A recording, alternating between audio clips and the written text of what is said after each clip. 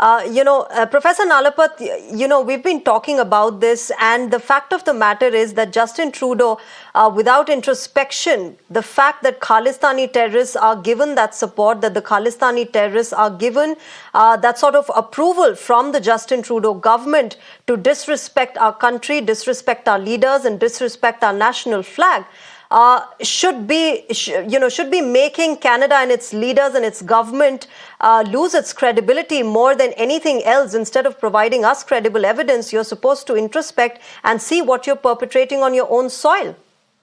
Well, Shreya, I'd like to point out that Justin Trudeau several times has met people who basically have been sponsoring violence against people in India.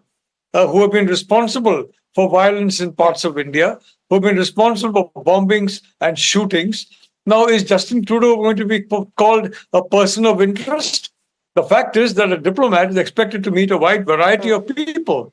And if some of those people are savory, some may not be. And if you want a complete picture, quite frankly, you can't only deal with saints. You have to deal with some sinners as well. So are you going to visit the sins of those sinners on the diplomat? That's absurd. And what I really find disturbing about Justin Trudeau, he is explicitly equating India with China and Russia.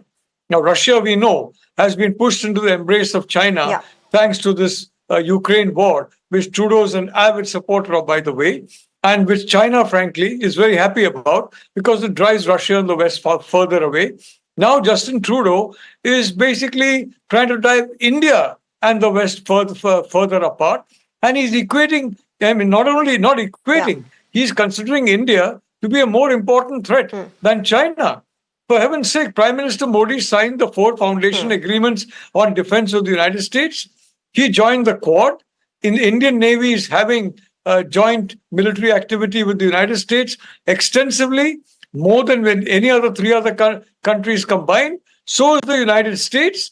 And in this situation, where you have Prime Minister Modi, who is standing tall in the face of expansionism and aggression by a country that is a neighbor of India, and the same expansionism that threatens several allies of the United States. I mean, we are talking of the Philippines, we are talking of Taiwan, we're talking of Indonesia, whose territorial waters have been encroached upon. We're talking of so many countries. And that Justin Trudeau will equate India under Modi, which has worked out a comprehensive defense alignment with the United States, in effect, not maybe in words, but in effect.